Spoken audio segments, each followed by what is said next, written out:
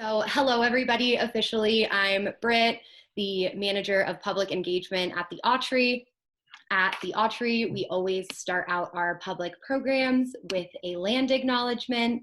So I just want to take a moment at the beginning of our program to acknowledge that the Autry stands on the ancestral lands of the Gabrielina Tongva and recognize them as the caretaker of this land. If you are not in the Los Angeles basin, you might be on a different native land, and I encourage you to perhaps in our quarantine do some research into whose land might this have been before we all got here. The theme of today is neighborhoods, and while I think we all enjoy living in the neighborhood that we are sheltering in place, it is a cool moment to find out about the people who first stewarded the land and are still here today. I also now want to take a moment to acknowledge all of the essential workers, including, but not limited to, health and mental workers. Shout out Nikolai for being in that field and still going to work every day and making time for this program in addition to that. Civic workers, grocery store labor forces, public transportation, and anyone else who is put in a public-facing role at this time. Thank you for your services, and we hope that you and your loved ones are well and healthy, as we hope everyone in this Zoom is well and healthy as can be in the given time. So without further ado, I'm going to introduce Nikolai and Viva from Dryland and let them take it over from here. All right. So yeah, we are Dryland. We started in South Central, this literary journal. It started in 2015. And we are doing this partnership with the Autry to bring you a digital series where you can quarantine and chill with us and like talk about poetry, discuss some things about like neighborhoods, which is the theme for today. We're also going to have another theme the following weeks. And yeah, so this literary journal, which I have right here, the latest issue. You can see it. We like to prioritize people of color, and we have been publishing poets that have never been published. We've published emerging voices, established people, and you know, we're just always looking for just like dope poets and dope people. So for this series, we decided to bring on Janiece Miller from Compton and our homies from San Pedro, Christian Lozada. And yeah, so that's us. I'm Viva, and this is Nikolai. Okay. Hi, I'm Nikolai Garcia, assistant editor for Dryland. So what I'm going to be doing is I'm going to go ahead and read both bios of the poets, and then we're going to go ahead and get straight into the readings. Christian will be reading first, and then Janiece. Okay. Christian Hans Losado is the product of an immigrant Filipino and daughter of the American Revolution, and has lived in Long Beach, Compton, Garden Grove, Fountain Valley, Long Beach again, and San Pedro. He co-authored the poetry book Leave with More Than You Came With, the photographic history book Hawaiians in Los Angeles, and his poetry and short works have also been published in A&U Magazine, Spotlit, Blue Collar Review, and forthcoming the next issue of Dryland. He lives in San Pedro, where he teaches his neighbors' kids at Los Angeles Harbor College. Okay, and then Janiece Miller is an Afro-Panamanian urban planner and writer from Compton. She is a Pushcart nominated poet, Voices of Our Nation's Arts alumni, and the inaugural Distill Arts Poet Artist in Residence. Her work maps the diverse and powerful images of the places and communities she is from, and she has been published in KCT Artbound, Boom California, Cultural Weekly, Dryland, the Acentos Review, and she recently put out her first chapbook, The Boulevard. She is a proud descendant of Black Panama Canal workers. And with that, I give it over to Christian. Hi, everybody. I'm living in San Pedro, and the theme is neighborhoods. So I'm obviously going to read to you about San Pedro. I just figured this first poem would set the scene. It's called San Pedro, voted L.A. County's surliest city. What did we do to get this designation?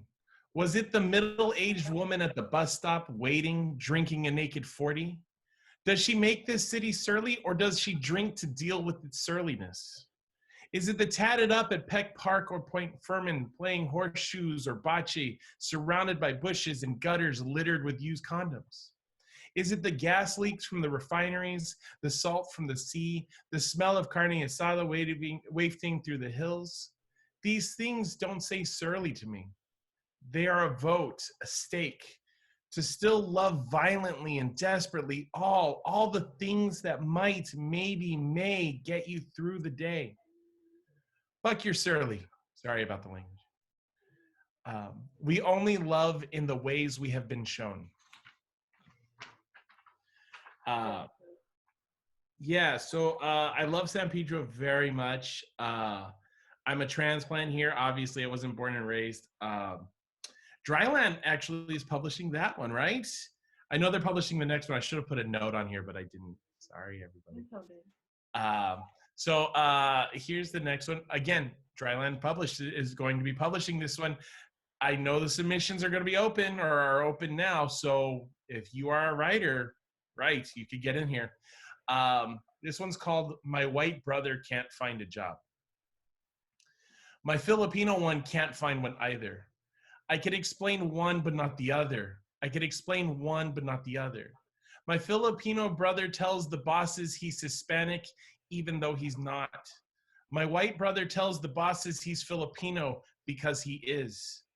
I don't know why either say these things. I don't know why either say these things. It's as if there is advantage to being on a lower rung. And my white brother silently screams his brownness, ignore my skin, I am more than this. And my Filipino brother silently screams his otherness, accept me for what I am not, because I don't trust what I am. I could explain one, but not the other. I could explain one, but not the other.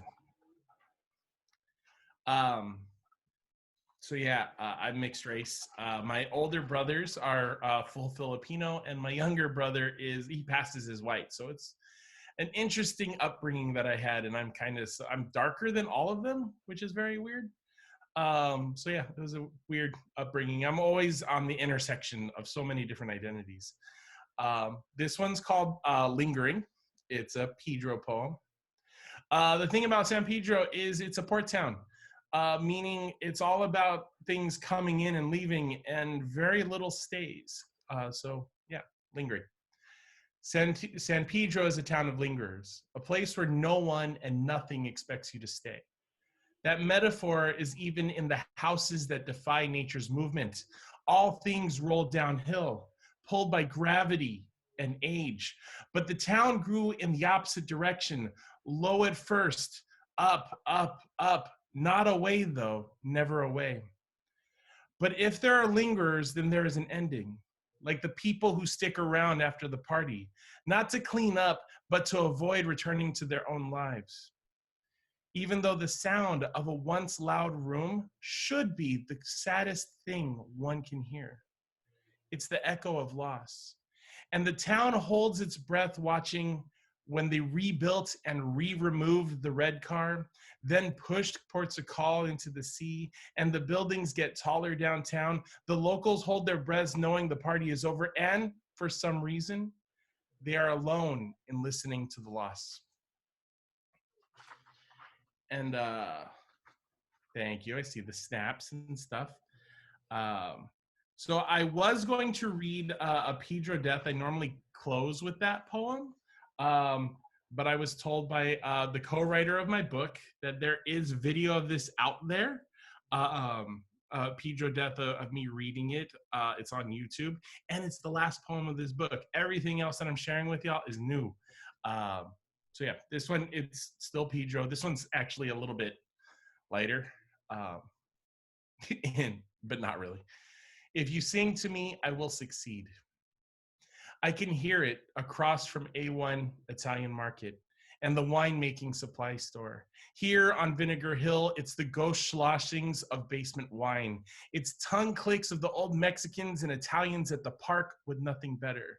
It's the dread in the homeless man's voice as he reads the ingredients of an Arizona iced tea between sips of his AM Tallboy. It's the soggy deck of cards, just dry enough to blow off the bench, but dew wet enough to slap on the ground.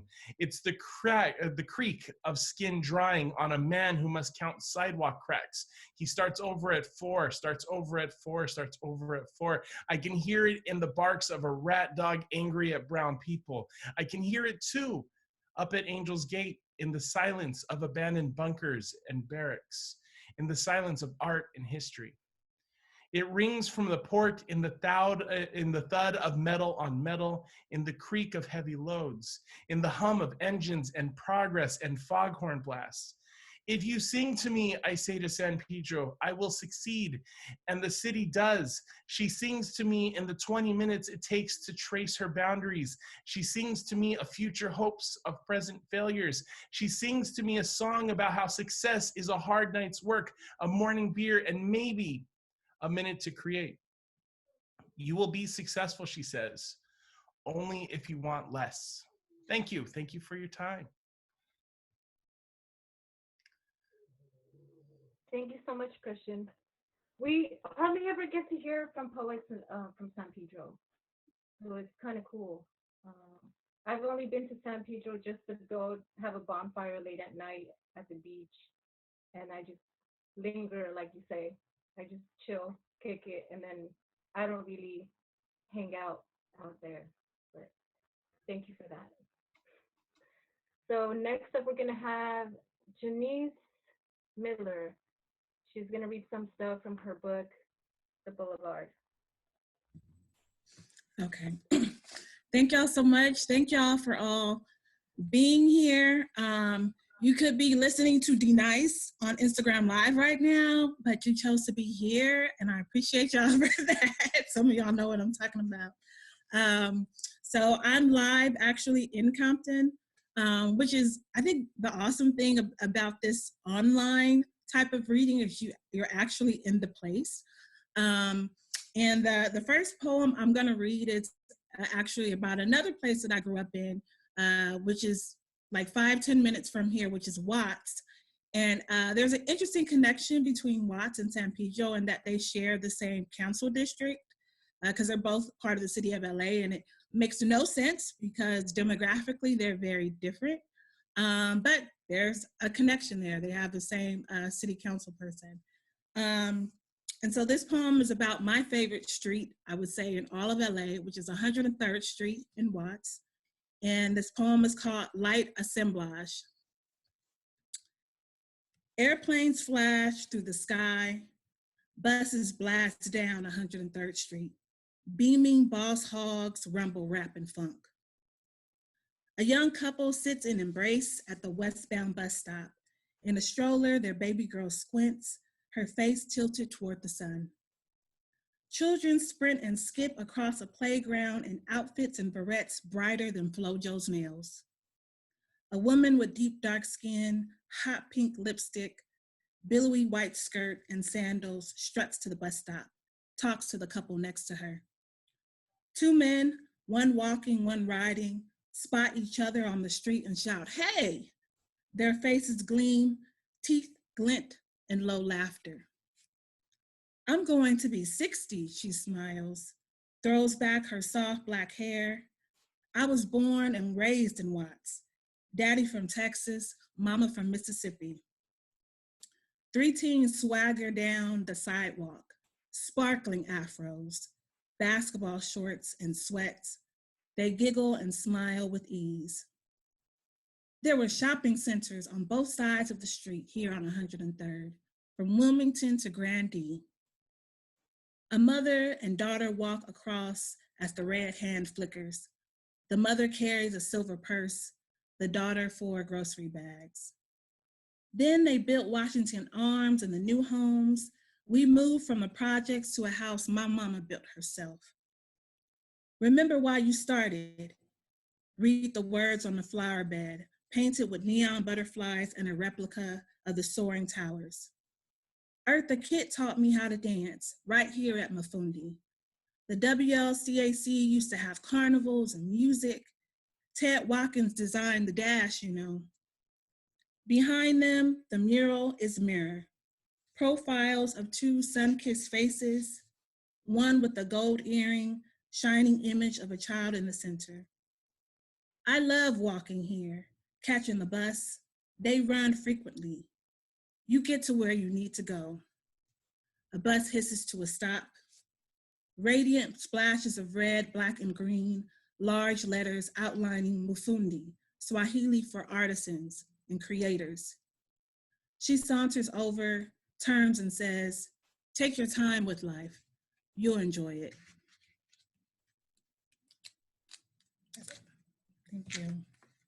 And in that poem, I also reference a mural that's on 103rd Street in Wilmington. My favorite mural in LA, painted by Elliot Pinckney, just a prominent muralist in Los Angeles and Watts and Compton. And he actually passed away recently. So want to give him his respects. He's done murals all over South Central and Compton and Watts. I wish we could pull up a photo of that, one of his murals. That's a photo. So. It's a bookmark that I got. Okay, so this next poem is inspired by a place that I grew up in, Compton, the community, the neighborhood. It's called The Boulevard. And so this poem is called The Boulevard, Compton, and it's after Knoxville, Tennessee by Nikki Giovanni. I always like summer best. Water balloon fights and getting wet under a garden hose.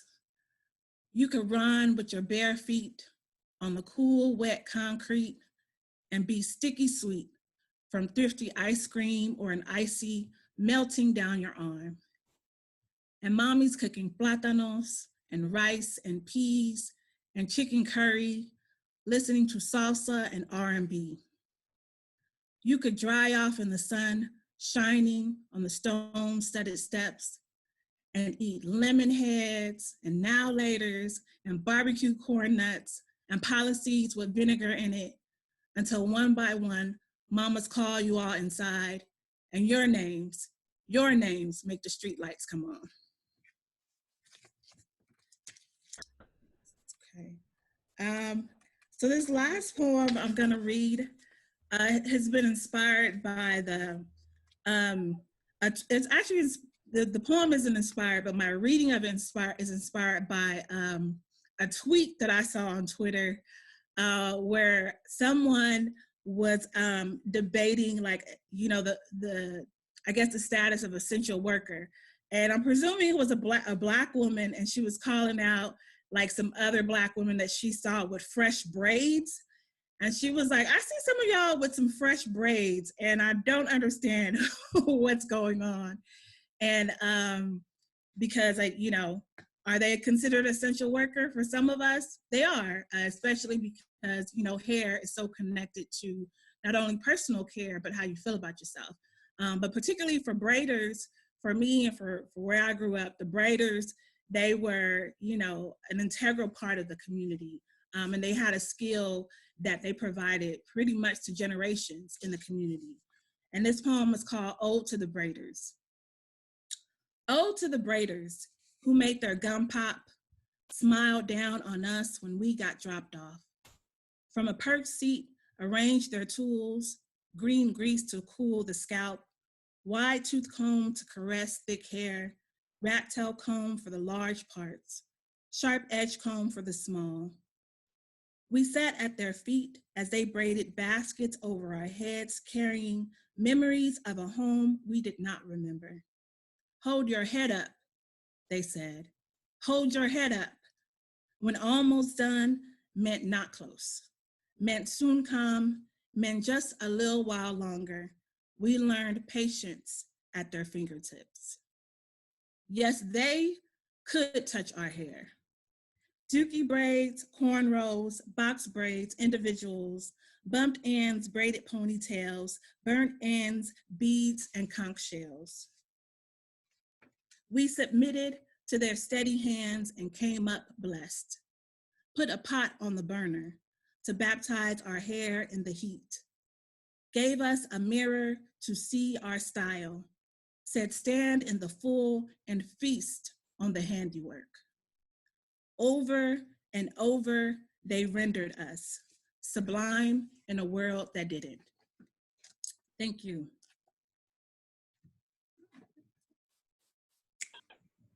So thanks, Janiece. Okay, so we're gonna discuss just between us four, like the poems a little bit and talk to the poets a little bit right now. And then we're gonna open it up to everybody else in the audience. So if you guys have any questions or anything like that, you guys are gonna be able to kind of contribute to the discussion. I believe we were told to raise our hands or to have there's like a hand raising button if you have a question. So if we just do that, yeah, okay, so I guess we all got to unmute ourselves. The Christian, Nikolai, Janiece, we should unmute ourselves. Is everyone unmuted?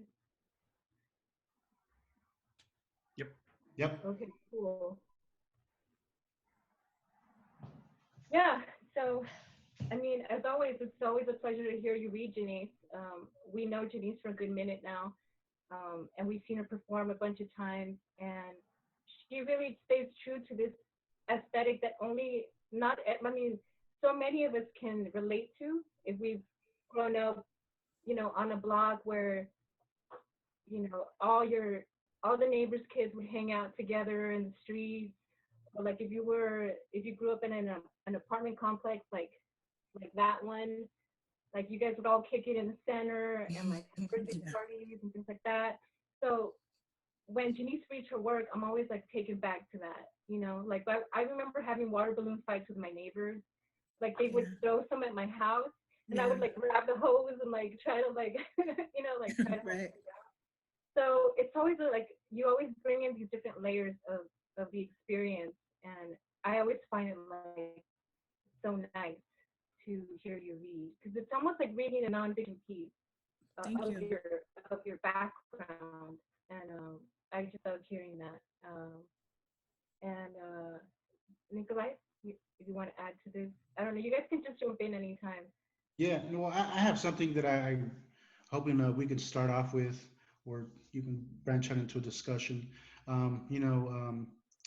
The title of the series is L.A. Poets and Place, which is, a riff off of Shelter in Place and Poetry of Place.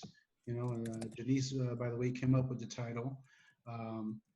And so that's why, the first theme that we're doing is neighborhood. So my question to both of the poets today is, what do you guys think makes a good poem of place? What do you need in there to make it a good poem of place poem?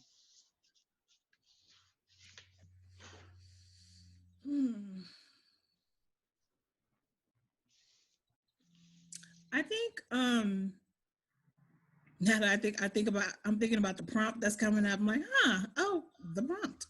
I think like the site, putting the reader there, like the sights, the sounds, the smells, engaging all of the senses of that particular place. Like the poem that I wrote, The Boulevard, was, after reading Knoxville, Tennessee by Nikki Giovanni, and she does that in that poem.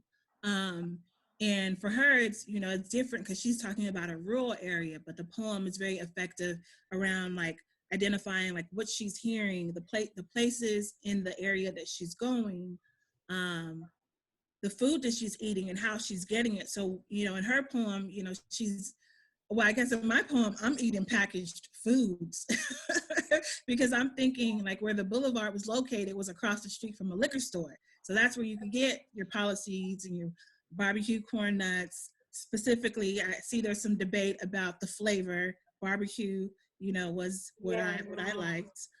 Chili lemon was okay.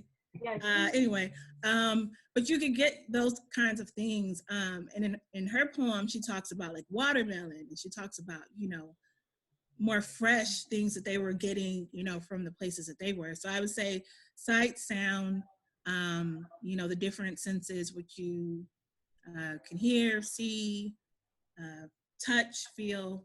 And then I would definitely say, no, there's no need to explain anything. Just say it, and,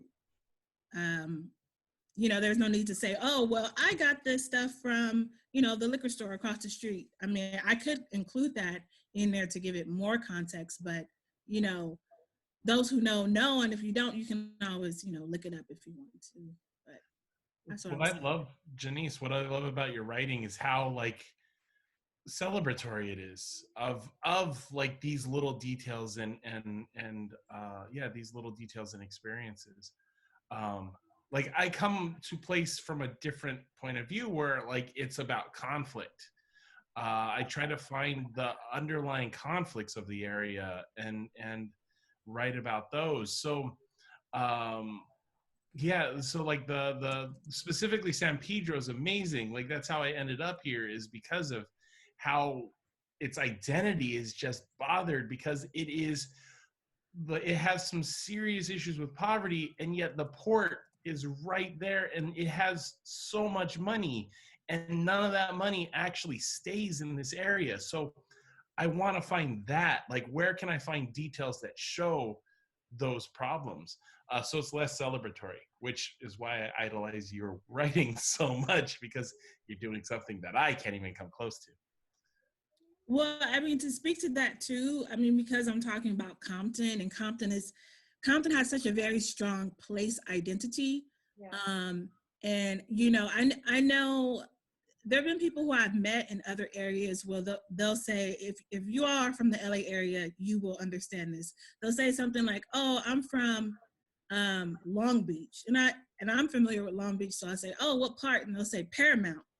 Well, that's not Long Beach, but so a lot of people have never heard of Paramount. But when I tell, oh, where you're from, Compton, there's no reference. You've heard of Compton, because Compton has, one city has stayed in the forefront of pop culture, or at least in the mouths of people who are a part of pop culture. So, and it has a particular image and a particular narrative. And I think the celebratory part for me comes from trying to add, to that narrative. Like, people see Compton a particular way, but like, oh, we actually did go outside. Oh, opposite to what you might think, especially during the summer, we stayed outside. But people might not think that because they have a particular image of, of the city already in their minds. That's funny, because so like those people that talk about like living in like they live in Paramount but they're from Long Beach. My uncle still is in Long Beach. He tells everybody he lives in Lakewood. Yeah, and that's such a regional joke. Yeah, to be from the area, that's hilarious. But see, the thing is, talking about these like intersections of identity, is he's in like North Long Beach, kind of where Paramount and Lakewood are kind of close to each other anyways. And he's a white dude in a predominantly people of color neighborhood. And he's trying to claim Lakewood. I see what's happening. Yeah, he needs to claim Lakewood because he's like, I don't want to be with these people. And I'm like, dude, look at your family. Like, they are these people. So it's that weird internal conflict of not wanting to be what you are. That's what I love, but that's because I was raised with it. That's what I'm always searching for. My dad would do that too when we were growing up. He would be like, he would tell people, we live south of downtown L.A. And for some reason, that sounded fancy to people, like, oh, you live so close to downtown L.A., like, ooh. And, I mean, we lived in South Central, and that's pretty south. We weren't very close to downtown.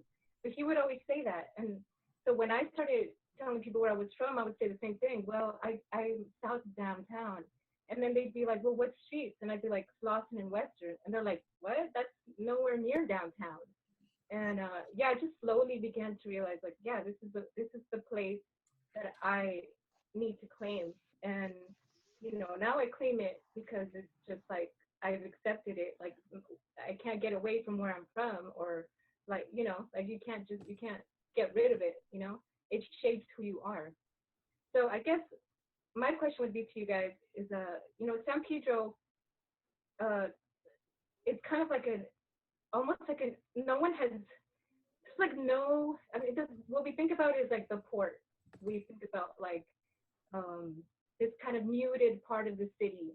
We don't get to access it that much. Like we don't go there much. There's no like uh, you know art institution that everybody's into that they're like, yeah, let's go to San Pedro for their museum or something.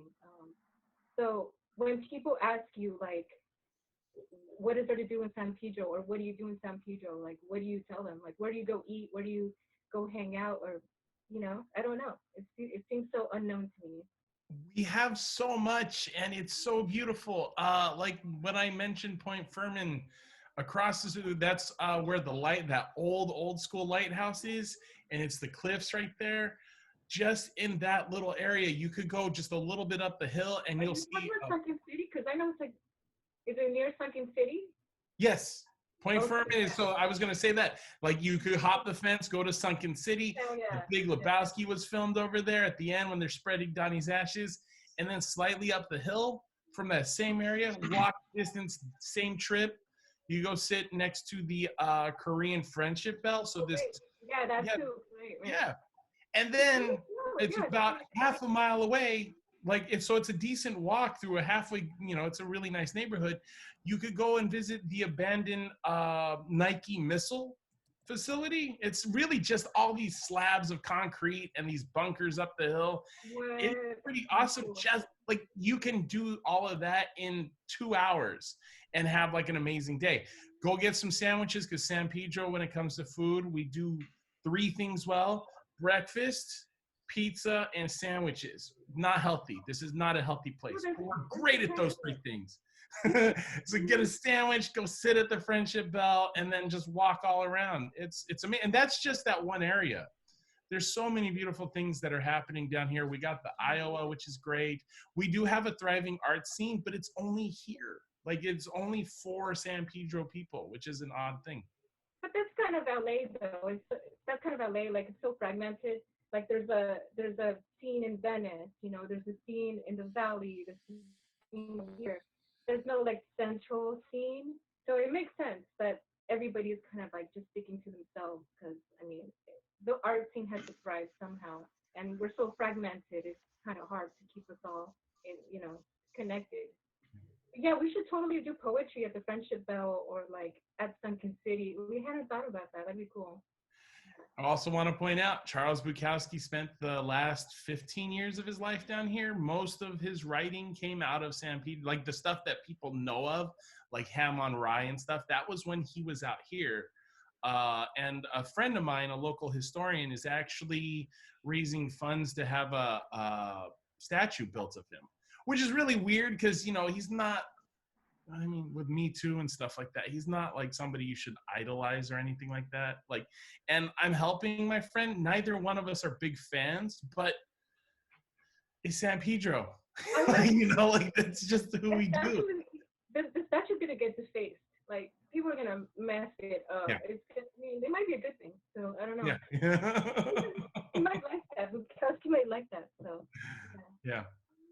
So for Janiece, how do you feel about like people being like, well, you're from Compton, like, do you feel like people pressure you to act a certain way or express yourself a certain way because like hip hop, like you said, pop culture, hip hop in particular has like brought Compton to the surface and has really put this really strong image out about it, and you don't really write about things like that. Like there's no, like you mentioned earlier, like I did hang out in the streets, and a lot of people would think that because we're from South Central, we're from this area, that there's like drive-bys going on all the time, and we have to be ducking, and we have to be like hiding behind trees.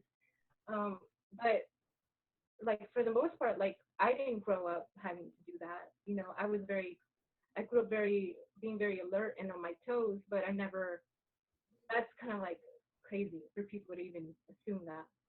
So for you, when you write, do you ever feel like that pressure to kind of present yourself as a more like um, someone who's more in touch with like pop culture and the hip hop culture or something? Or I don't know. Yeah, that's a good question. And I mean, I was just thinking about listening to Christian. A question that came into mind is, do you write differently about a place when you know people are familiar with that place versus when you're writing about a place that you know people are not familiar about? Like some, you know, I could see, you know, it's just a question. It's just a question maybe I'll put out to y'all, but you know, a place like Compton, like, is very, like, there's a pride that people have when you're from here. You know, and I feel like sometimes a part of that pride is like the grit that comes from knowing that people have a particular perception of you already, just when you say, oh, I'm from Compton. Yeah. But I think, you know, in terms of poetry and poetry of place, I have a quote that actually comes to mind as if I'm well read. There's a poet, I think he's the editor of poetry at maybe the New Yorker, Kevin Young. I could be wrong. But he says, I've heard him say, poetry makes the old new and makes the new familiar. So I think that kind of speaks to it. So like at least my goal, it doesn't have to be, but my intention in writing about a place like Compton is to make your old perception and take it and make it new and talk about maybe something that you don't know about. And it's kind of difficult because I'm like, what if I wanted to write about a drive-by? I don't know if I have the freedom to do that. Of course I have the freedom to do that, but there's a part of me that feels like there's a narrative that exists, is a single narrative, and I don't want to double down on that narrative. I want to add more narratives to it. Right. But that's hard. Like, I feel like as a poet or a writer, I should have the freedom to be able to write about that if I want to, without thinking or the thought that, oh, if I write about that, then people are going to be like, oh yeah, snap, snap. Of course, Compton has drive-bys. But then I think it also, like, I'm going to write about my experience as well, like where I grew up. Like, for instance, like, there are certain experiences that were my experiences and there are certain experiences that were not mine, that I don't feel like just because I grew up in that area, it's not appropriate for me to appropriate that experience because I grew up in the same area. Right. Yeah. To that question of like trying to explain the place, like, I'm, you know, the background that I have, I'm I'm racially ambiguous. I've always been in areas that were way more extreme than you know, as far as racially made up, than most. It was either when we were in Compton, it's predominantly African American. When we were in Fountain Valley, it's predominantly white. And so I was always sticking out.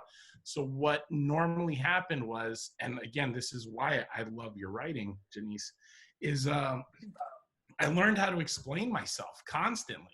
Like, I have to, it's almost like I have to give an excuse for the writing. So, and I even noticed myself doing this at the beginning of one of the poems where I was talking about the port and lingering. I'm like, why do I need to say this as I'm saying it? And it's because I'm always constantly explaining what I am and explaining the place. So I can't help it. And I love that, again, like the celebratory aspect, the lack of having to explain is great, but I also think that you're choosing to not explain too, which is also awesome. Right. I agree. Like, I feel like there's so many, we can add so many layers and textures to a neighborhood or to a place that we can basically make whatever we want of it. And that will be us claiming it. Like our poetry is our way to claim it. Or whatever we create, whatever art we create is our way of claiming it. Okay, so I think we might have a little bit of time to get a couple questions or contributions from the audience, right? Is that cool? I think we have 15 minutes left. And then we still have a prompt that Janiece is going to present to us if anybody wants to, contribute that to our special call for submissions. You can always find that on our website, drylandla.org. So if anybody wants to say anything right now, just raise your hand. I think that's what we're doing, right? Okay. And just stepping in for a Zoom technicality, if you don't know how to raise your hand, you can hit the participants button and then you can float over yourself and there should be a raise hand feature. It lets us know with a little blue icon. Everyone in this room has been so respectful though that I think if someone had a question, they could just unmute their mic, or if they felt more comfortable putting it in the chat, we can address them in the chat. So whatever feels the most free flowing. This is gone. Oh, perfect. Okay. Yes. Ronnie. I wanted to say, first of all, thank you. I'm born and raised all throughout LA. I grew up in like Hawthorne, East LA, and the San Fernando Valley. For familial reasons, I'm now in the IE, and hearing, yeah, exactly. I see some of the faces. And hearing these words and the discussion just totally melts my heart right now because I'm an LA kid all day long. I miss it with all my heart. And hearing, stories, the Platanos, I love San Pedro, like everything about what you guys are saying right now just truly, truly impacted me and made me miss home more than ever. Just want to say thank you, and I'm super proud of that town. And hearing what you guys are talking about place, I feel it's because how Viva was saying, it's such a LA is such a huge place, right? When we're so dispersed, there's so many identities, so many neighborhoods, and each of those places that you guys were reading about, and each of us we're representing here, I think it's so attached to our personal identity. I'm out here in IE. I've traveled many places. I've been to New York. I've been to Boston. I've been to all over, and I represent LA as hard as I can, just because it's just, to me, such an amazing place of culture, of art, of experiences, and I think you guys just did a really great job, expressing that tonight to all of us. So much obliged. Awesome. Thanks. So there's I wish we had more time, but okay, go ahead. Oh, there's just a question in the chat that I was going to read out loud. Christian and Janiece, what inspired you to make poems? I'm in creative writing, and I love how you guys describe your poems, and that's from Stephanie. You go ahead, Janiece. Oh, let's see. You said it before me. What inspired me to make poems? Well, I've always enjoyed writing. Like when I was younger, I was one of those, like I had a diary and I wrote in my journal. And I think, I guess I'm part of like the hip hop generation. So too, like there's a natural inclination towards poetry and like rhyming. And then more recently, as I really started to kind of learn more about the craft of writing, and learning about different ways to rhyme, to use rhyme or not use rhyme. And more recently, what inspired me to start writing poems again was having children, actually. I, have my daughter, my oldest daughter, I have a daughter who's 5, and I was going through a lot and I was processing a lot. And also one of the things that I could readily do during that time and after I had her was like read.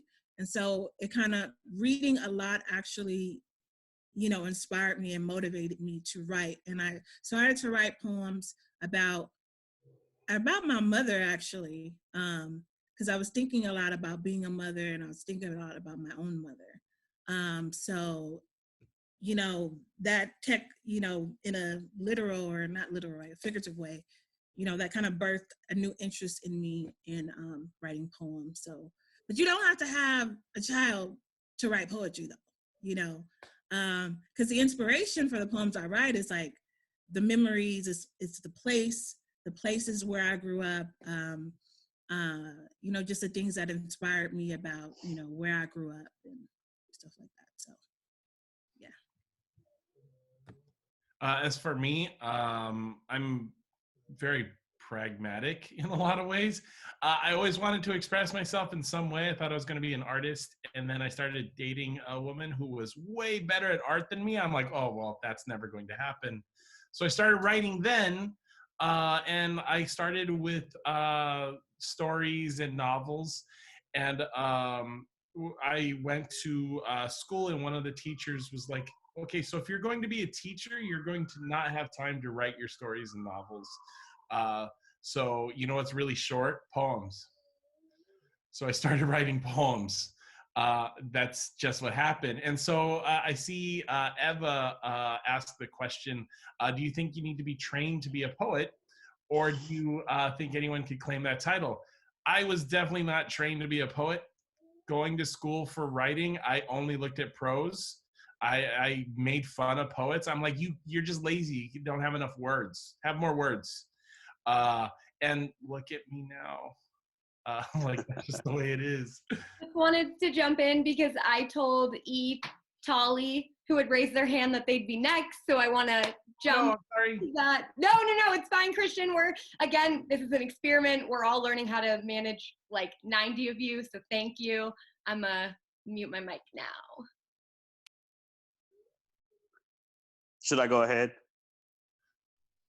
Yes, please. Okay. I'm Tally II. I'm relatively new to LA. I live in Hyde Park, Florence and Dinker. And one of the things that I haven't found since I've been here is a circle of poets who collaborate with poets outside of their neighborhoods. Like, I've always been curious to see how a poet from Leimert Park Village might collaborate with a poet from Hyde Park, or how a poet from DTLA might collaborate with someone from Pasadena. Have either of you ever collaborated with a poet outside of your neighborhood? And if so, what has been that experience? And if not, why not?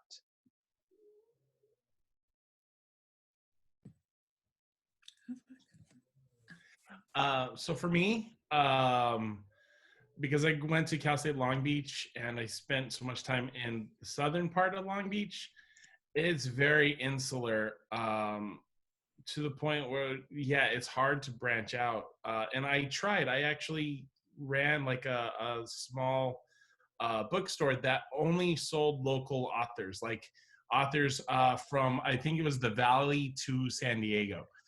That's how super hyper local it was. And it was mostly poetry. And just trying to get people to come out or just do some interesting stuff with us was really difficult. So yeah, I mean, I don't have a lot of collaboration stories, unfortunately. Do you know why it's been difficult? Any theories? Well, I know I have a theory for why the more like Cal State, Belmont Shore area of Long Beach is, and it's, I mean, I'll just lay it out straight. It's predominantly white, to the point where it gets awkward if you're a person of color going to some of those poetry readings and stuff like that. So yeah, like that's my experience. Janine? I guess I was trying to think, like, have I collaborated? I think I know the poets I mostly know are either in the LA, Long Beach, maybe Santa Ana area. I know of other poets and writers in other areas, but I can't say that I've collaborated with them.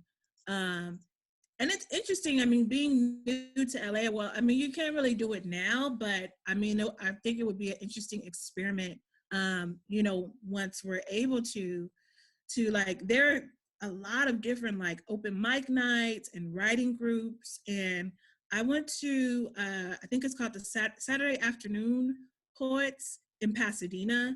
And oh, it felt so far. It felt so far. I think it took an hour for me to get there. And I was like, oh, wow. I was reevaluating some things. And being in LA too, you kind of, everything seems so far, like, oh, 30 minutes away. Oh, so far. And then with traffic, it could be like double. So I think that's, if you're from the East Coast too, like just everything feels like so far out here. But they were a really good group. And I was like, oh, I would want to go back. And so I think people do kind of stick together like regionally, maybe because of access, you know, it's easier that way. But yeah, so I see some folks shaking their heads like, yeah, I think that's more so it. All right, so I have said that to Estella, and my sincerest apologies if I'm pronouncing anyone's name wrong. I'm just reading them off of the list. Please feel free to correct me. She's gonna have the last question, and then we're gonna introduce the prompt. I do wanna warn everyone, we might run 2 minutes over. If you have a next obligation, please, you know, respect your space. Don't feel inclined to stay. But this has been such a great conversation, so you totally should. Hi, let's go. Hi. Hi, I now live in Northern California, but I got to live on the East Coast too, in Boston, so I get what the last person's talking about. You know, everything's so close by. LA, I was born in LA, raised in El Sereno, Lincoln Heights. And I got to see LA in a little different light in the 70s as a kid, and I've had a lot of experiences, but I didn't come to writing until I was older, and just recently in the last couple of years. My question is, you know, some of us love writing so much, but we just don't get time to spend a lot of time with it. I'm a dental hygienist, so I'm not really into the poetry scene as much as other people would be. But what do you suggest, as there's so many things on Instagram, so many places to go to, and I feel overwhelmed? Like, what do you two suggest as to the best part, or what one should be looking for in terms of trying to learn from people like you? Where is there like a general place to go, or is it just Instagram and there's millions of people there, and sometimes you just feel like you're lost? And you know, I love writing and poetry, but I just sometimes feel overwhelmed. What do you guys suggest?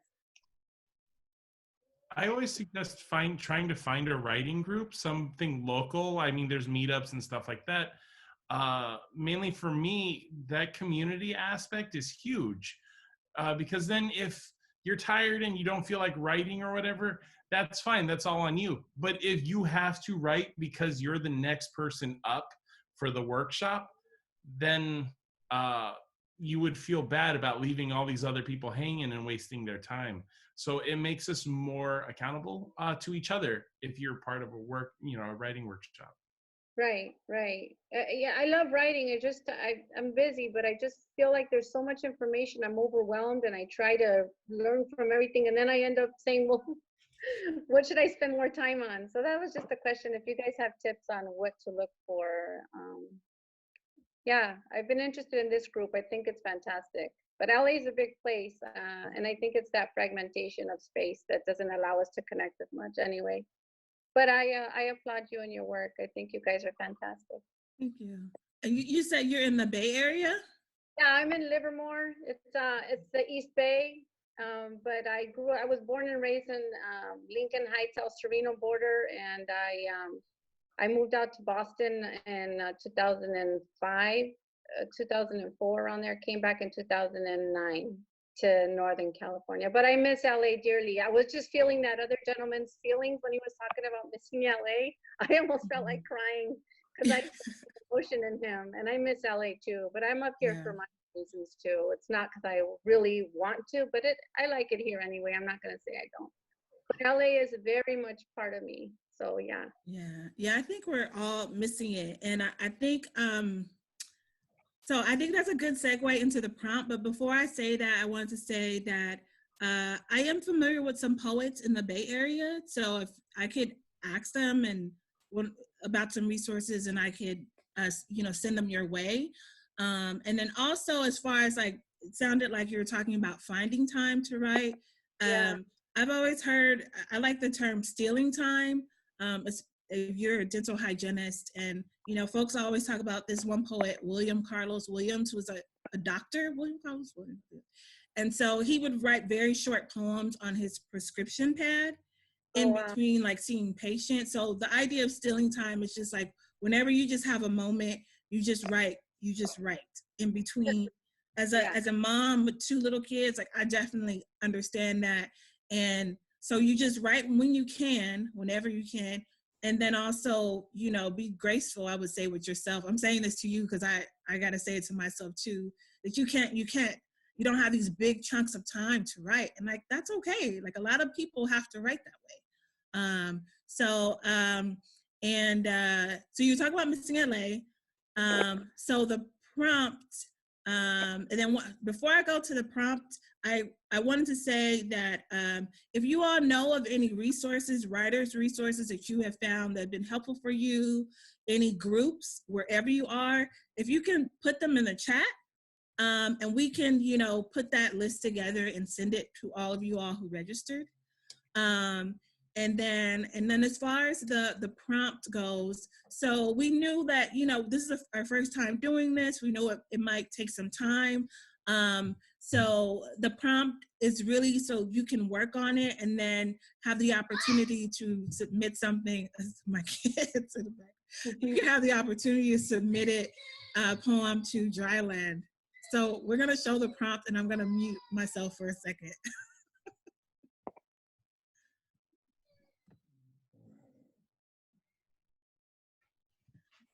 So here's the prompt. The prompt is, think about your own neighborhood or the neighborhood where you're sheltering in place. Does it look different? Does it sound different? Smell different? Feel different? Write a poem about something you miss in your neighborhood or about something new that wasn't there before the present moment. And I'll give you all an example for myself. One thing I realized, even in one of the poems that I shared, is I opened the window the other day and it's so quiet. And when you live in a city like LA or even a city like Compton, there's always like sounds and music.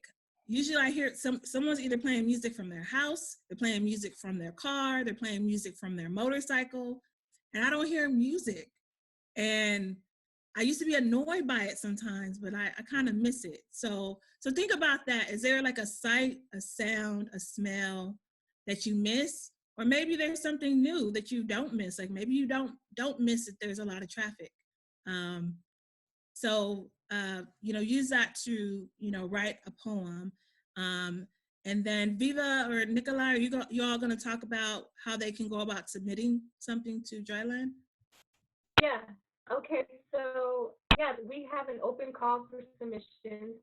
We are going to be coming out with an issue this year. The COVID-19 is not going to stop us. We were hoping to put it out in June like we usually do, but this time, because of everything that's happening, we're pushing it back.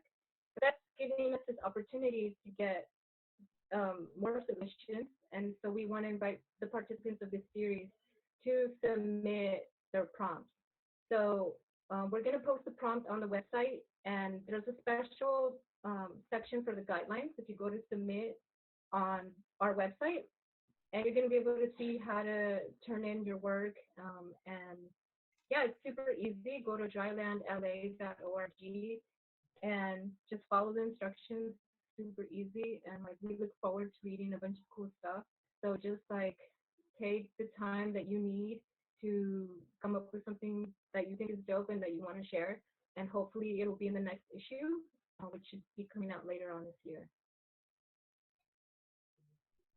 I do want to jump in and just say, I see some hand raised. I've gotten some questions in the chat that weren't addressed. So we'll leave this Zoom up for another 5 minutes. If you want to kind of feel inspired to write on the prompt right now, or if you want to select to write directly to Brittany Campbell, if we have a question that has not been addressed, I am going to semi-apply some pressure here to Janiece and Christian, but if it's for them, I'm sure they're happy to have me email it to them and maybe they'll address it. And if it is for Viva or Nikolai, they will be joining us every week as Dryland.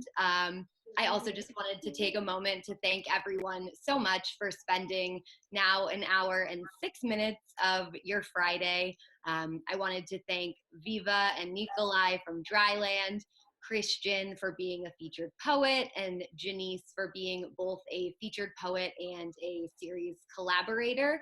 So thank you all for dedicating a little over an hour with this community, and I hope it was inspiring or reflective or just a distraction from your routine. And I'm going to open the floor for any other co-hosts that wants to end us out. Rob, maybe we could put the prompt back up for other people who didn't catch it. It's in the chat. All right.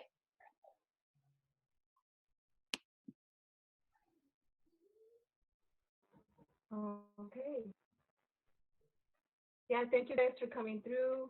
Check us out, drylandla.org. This was fun. I hope we get to do it again next week with you guys. Don't forget to register for the next session. And yeah, I'm gonna just say bye.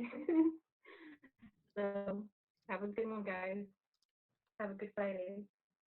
Yeah, thank you, everyone. And if you have any feedback in preparation for the next one, please email Brittany.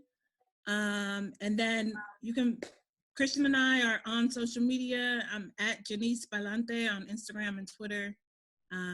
We'll just, yeah, thank you all. Janiece, that's actually such a good point. There will be a feedback survey. Oh, My okay. gosh, who doesn't want to fill out a survey? If you don't feel pressured, but there will be there are 2 more programs, so it'll help us kind of steer the course of the series. Again, it is totally optional, but if you find yourself with the time, it will be coming probably tomorrow morning.